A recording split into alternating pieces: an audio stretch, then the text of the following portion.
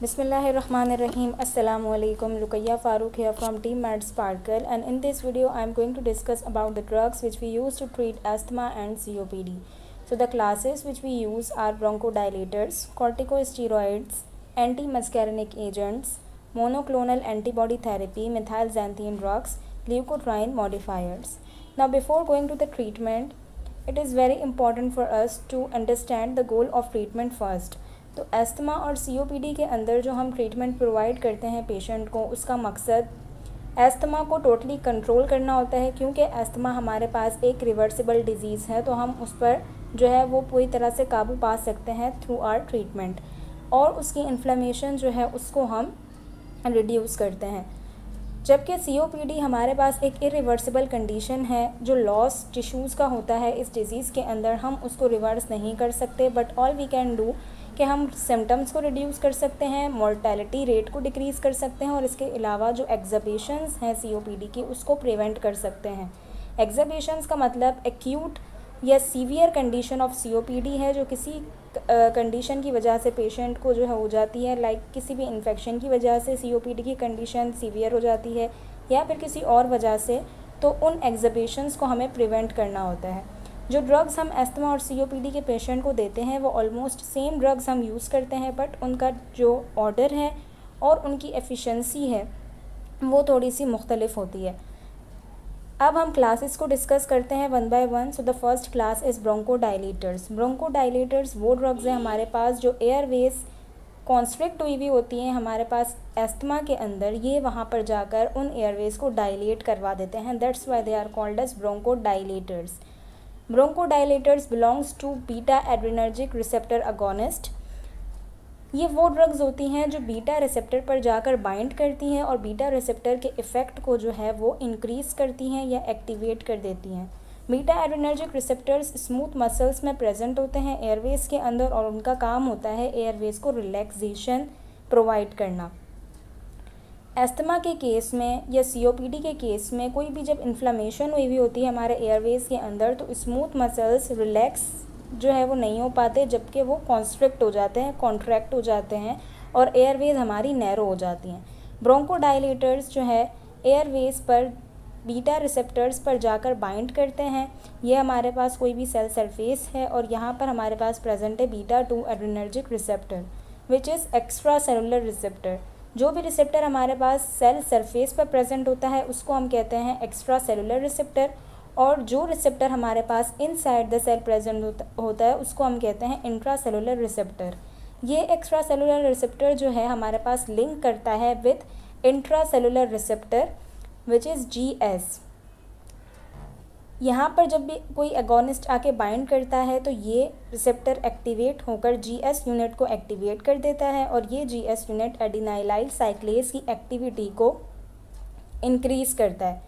एडिनाइलाइल साइक्लेज जो है वो हमारे पास CAMP की फॉर्मेशन करवाता है, और increase level of CAMP will lead to activate PKA activity. Protein kinase activation करवाएगा CAMP, and that will lead to relaxation of smooth muscles.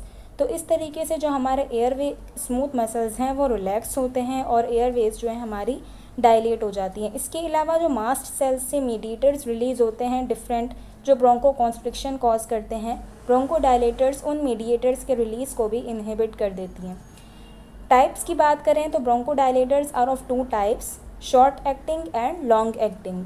अच्छा, अस्थमा और COPD के पेशेंट में जो ट्रीटमेंट हम देते हैं उसमें हमारी फ़र्स्ट चॉइस ऑफ ड्रग जो है वो ब्रोंकोडाइलेटर्स होते हैं। हम माइल्ड अस्थमा के पेशेंट को जो है वो इनहेल्ड ब्रोंकोडाइलेटर्स देते हैं, और अगर कोई पेशेंट हमारे पास परसिस्टेंट अस्थमा का है, मींस अस्थमा उसका जो है वो मॉडरेट या सीवियर कंडीशन पर है, माइल्ड कंडीशन नहीं है, तो हम उसको लॉन्ग टर्म मेडिकेशन या मैनेजमेंट में जो है वो लॉन्ग एक्टिंग बीटा-2 अगोनिस्ट देते हैं, ताकि उसके जो अस्थमा के सिम्टम्स हैं वो रिलीव हो सकें लॉन्ग टाइम तक।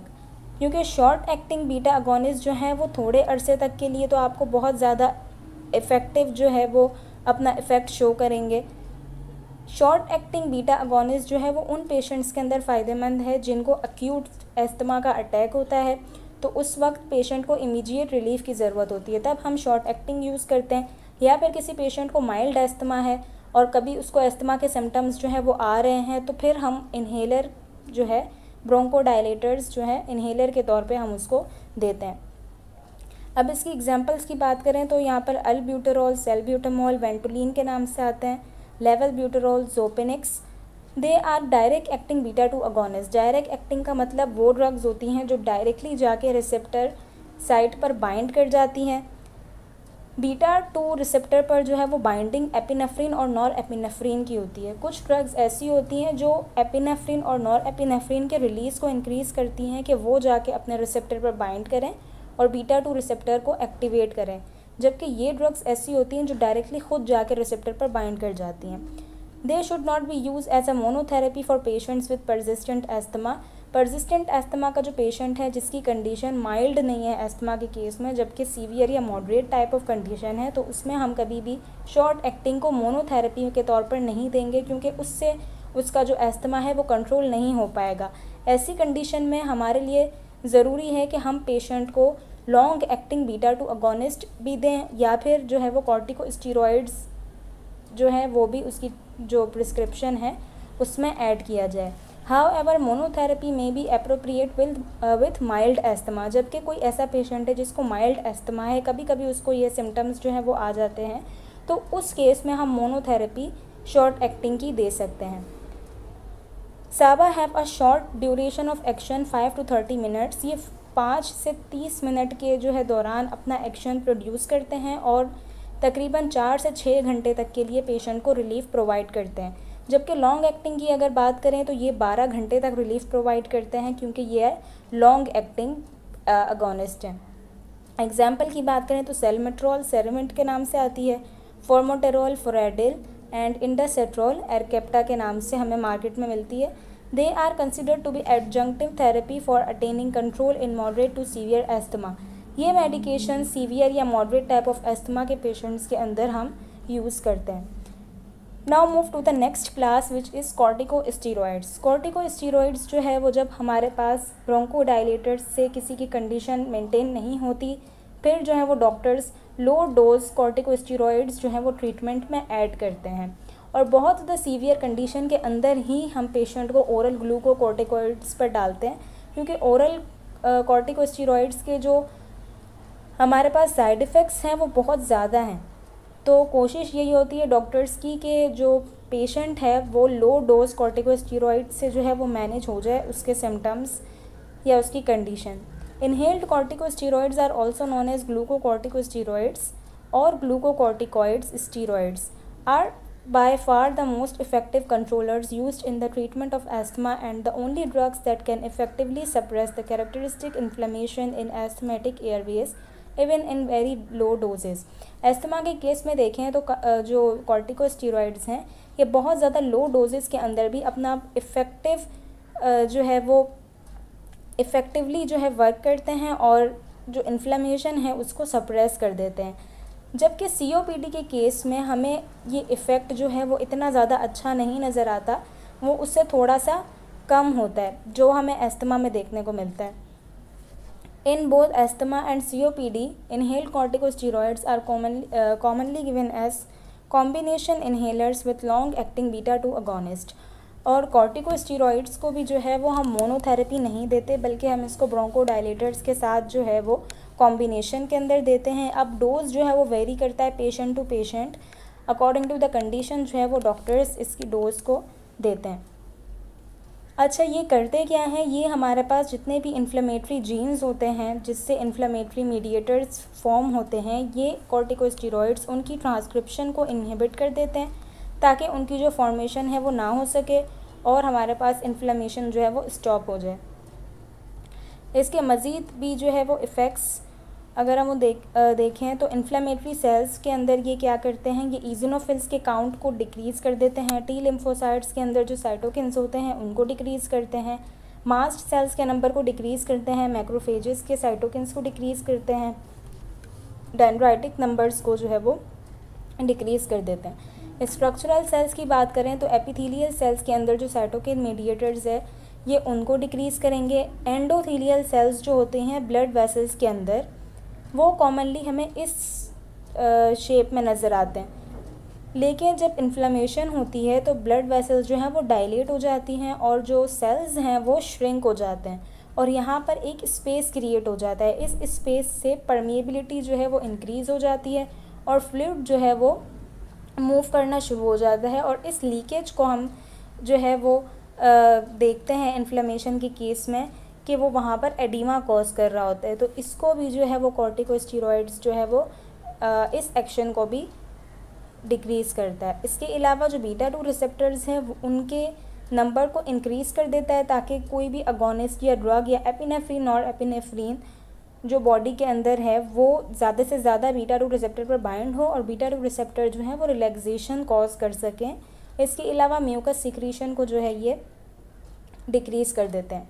एग्जाम्पल्स की बात करें तो बैक्लोमीथासोन, ब्यूटिसोनाइड, फ्लूटिकेसोन, प्रेडनिसोन, प्रेडनिसोलोन और अगर कंबाइंड फॉर्मुलेशन में देखें तो ब्यूटिसोनाइड प्लस फॉर्मोटेरॉल सैम्बिकॉर्ड के नाम से जो है वो ये फॉर्मुलेशन मार्केट में हमें नज़र आती है। साइड इफ़ेक्ट की बात करें तो osteoporosis is the common side effect of corticosteroids. और भी इसके अलावा भी इसके साइड इफ़ेक्ट्स हैं बट मोस्ट कॉमनली जो है इसका साइड इफ़ेक्ट ऑस्टियोपोरोसिस है। इसी वजह से डॉक्टर की जो कोशिश होती है वो यही होती है कि पेशेंट ब्रोंकोडायलेटर्स या फिर लो डोज कॉर्टिकोस्टेरॉइड से जो है वो मैनेज हो जाए और उसको ओरल देने की ज़रूरत ना पड़े। अगर किसी केस में ओरल दिया भी जाता है कॉर्टिकोस्टेरॉइड्स तो उसको 10-12 हफ्तों तक उसकी थेरेपी जो है वो कंटिन्यू की जाती है। उसके बाद चेक किया जाता है पेशेंट को। अगर प्रोलॉन्ग थेरेपी रिक्वायर्ड होती है तो मज़ीद कॉर्टिकोस्टेरॉइड्स जो है उसकी थेरेपी में ऐड किए जाते हैं, वरना इसको हम विथड्रॉ कर लेते हैं। अब हम आ जाते हैं alternative drugs use to treat asthma. इन दो मेन क्लासेस के अलावा भी कुछ क्लासेस ऐसी हैं जिनको हम यूज़ करते हैं। एंटी मस्कैरिनिक एजेंट्स, ये वो ड्रग्स हैं जो मस्कैरिनिक रिसेप्टर के एक्शन को ब्लॉक करती हैं। They are basically muscarinic antagonist.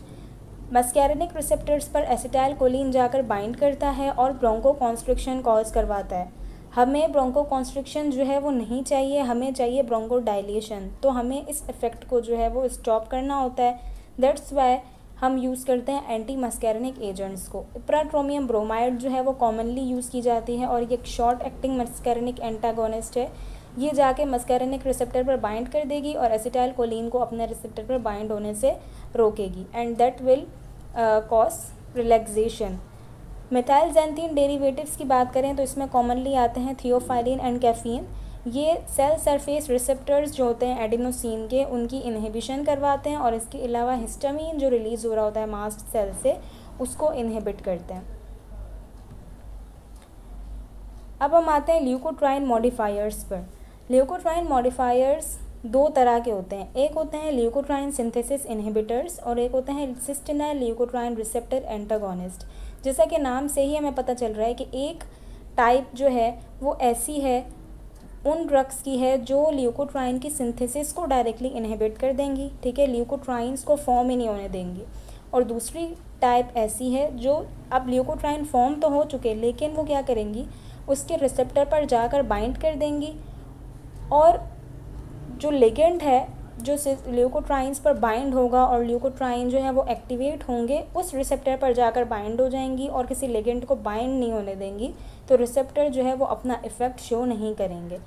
ये दोनों टाइप्स जो है वो हमारे पास ब्लॉक करती हैं ब्रोंकोकॉन्स्ट्रिक्शन को और प्रो इन्फ्लेमेटरी एक्टिविटी ऑफ सिस्टेनाइल ल्यूकोट्राइंस को।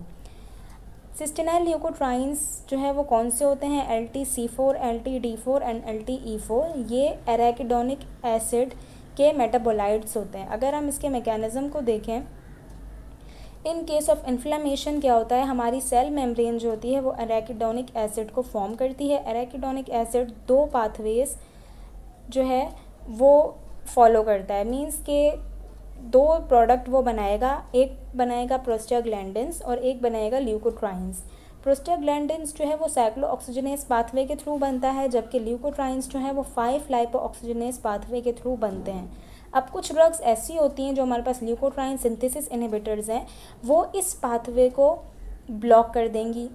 तो ये ल्यूकोट्राइंस जो है हमारे पास LTC4, LTD4 एंड LTE4, जो हमारे पास इन्फ्लेमेशन में इन्वॉल्व हैं इनकी सिंथेसिस नहीं हो पाएगी। लेकिन अगर इनकेस इनकी सिंथेसिस हो चुकी है तो अब जो ड्रग्स हम यूज़ करेंगे वो होगी सिस्टेनाइल ल्यूकोट्राइन रिसेप्टर एंटागोनिस्ट। ये ड्रग्स जो है वो इनके रिसेप्टर्स पर बाइंड करेंगी और इनके एक्शन को ब्लॉक कर देंगी। इसकी एग्जांपल्स में आते हैं हमारे पास मोंटेल्यूकास्ट, ज़ेफिरल्यूकास्ट एंड ज़ाइलोटिन। अब हम आते हैं अपनी लास्ट क्लास की तरफ, that is monoclonal antibodies.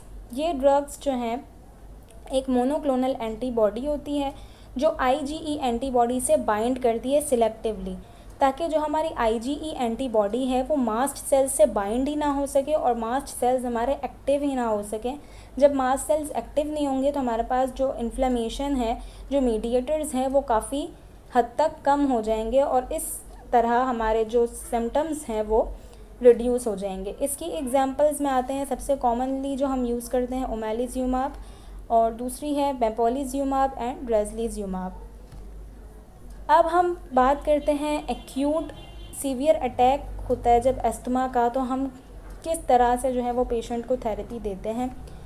Oxygen therapy जो है वो सबसे पहले पेशेंट को दी जाती है, क्योंकि पेशेंट जाहिर सी बात है हाइपोक्सिक कंडीशन में होता है, उसको सीवियर ऑक्सीजन डेफिशिएंसी हो चुकी होती है, तभी तो वो एक्यूट सीवियर अटैक की तरफ जाता है। तो द फर्स्ट ट्रीटमेंट जो है वो ऑक्सीजन थेरेपी है।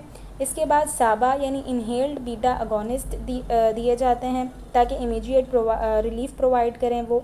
इसके अलावा IV स्टीरॉइड्स देने का मतलब मकसद भी यही होता है कि पेशेंट को जो है वो इमीडिएट रिलीफ प्रोवाइड किया जा सके, क्योंकि सबसे ज़्यादा जो बायो अवेलेबिलिटी होती है वो IV रूट की होती है। इसके अलावा IV फ्लूइड्स और मॉनिटरिंग ऑफ इलेक्ट्रोलाइट्स जो है वो पेशेंट की करनी होती है। मैनेजमेंट की बात करें तो अस्थमा के पेशेंट को अगर तो इंटरमिटेंट या फिर माइल्ड अस्थमा है, मीन्स कि ये दोनों कंडीशंस ऐसी हैं कि सिम्टम्स जो है वो काफ़ी कम नज़र आएंगे। इंटरमिटेंट में हमारे पास हफ्ते में 2 दिन से भी कम सिम्टम्स नज़र आएंगे अस्थमा के, और PEF रिज़ल्ट जो है पीक एक्सपिरेटरी फ्लो रेट वो नॉर्मल होगा। तो इस केस में हम कोई डेली मेडिकेशन जो है वो पेशेंट को नहीं देंगे। अगर माइल्ड अस्थमा है और 2 दिन से ज़्यादा एक हफ्ते में पेशेंट को सिम्टम आ रहे हैं और PEF जो है वो उसका नॉर्मल है, तो हम पेशेंट को जो है वो सिंपली या तो शॉर्ट एक्टिंग बीटा-2 अगोनिस्ट देंगे इन्हेलर्स के तौर पे, या फिर अगर ज़रूरत है तो लो डोज कॉर्टिकोस्टेरॉइड्स भी जो है उसकी थेरेपी में ऐड किए जाते हैं। मॉडरेट की बात करें तो ये अब ऐसा केस है जिसमें पेशेंट को डेली सिम्टम्स देखने को मिलेंगे और PEF रेट जो है हमारा 60 to 80% तक होगा।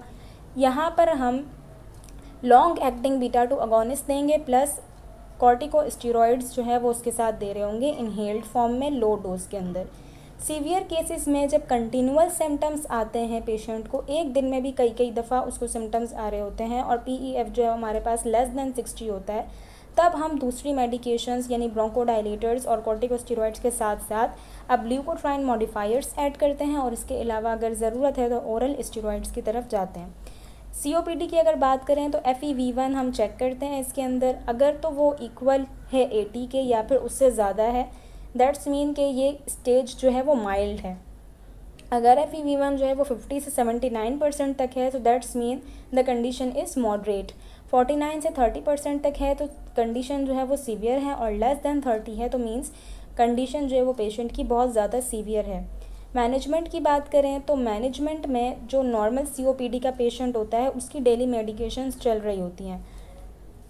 वहाँ पर सबसे पहले जो माइल्ड स्टेज होती है तो डॉक्टर्स जो है वो ब्रोंकोडाइलेटर्स प्रिस्क्राइब करते हैं। उसके बाद अगर पेशेंट की कंडीशन, क्योंकि ये एक प्रोग्रेसिव डिजीज़ है, इसकी डेवलपमेंट जो है वो हमारे पास एक्सपेक्टेड है कि ये डिज़ीज़ जो है वो जाहिर सी बात है रुकेगी नहीं है, प्रोग्रेस तो होगी। तो जब कंडीशन ऐसी हो जाएगी कि ब्रोंकोडाइलेटर्स जो है वो काफ़ी नहीं होंगे, फिर पेशेंट को जो है वो स्टेरॉइड्स दिए जाते हैं, उसके बाद ओरल ग्लूकोकॉर्टिकॉइड्स दिए जाते हैं। इसके अलावा पेशेंट को डिफरेंट पल्मोनरी एक्सरसाइजेस बताई जाती हैं, ऑक्सीजन थेरेपी दी जाती है, सर्जिकल इंटरवेंशन की जाती है अगर ज़रूरी है तो, और वैक्सीनेशन दी जाती है इन्फ्लुएंजा और जो है वो न्यूमोकोकस की टू प्रिवेंट द इन्फेक्शंस, क्योंकि इन्फेक्शंस की वजह से ही जो है वो एग्जार्बेशन ऑफ COPD हमें देखने को मिलती है। अब इन केस के किसी पेशेंट को जो है वो वैक्सीनेशन नहीं दी गई और उसको किसी इन्फेक्शन की वजह से एक्यूट एग्जार्बेशन की कंडीशन डेवलप हो चुकी है, तो अब क्या करेंगे, एक्यूट अटैक के अंदर सबसे पहले हम पेशेंट को ऑक्सीजन थेरेपी देंगे 90 से 95% तक। उसके बाद inhaled short acting beta agonist देंगे। इसके बाद oral steroids, oxygen mask, antibiotics definitely देंगे इन्फेक्शन को ट्रीट करने के लिए, और इसके अलावा vaccination to prevent other infections. तो उम्मीद है कि ये वीडियो जो है वो आपको क्लियर हुई होगी, इसके कॉन्सेप्ट्स आपको क्लियर हुए होंगे।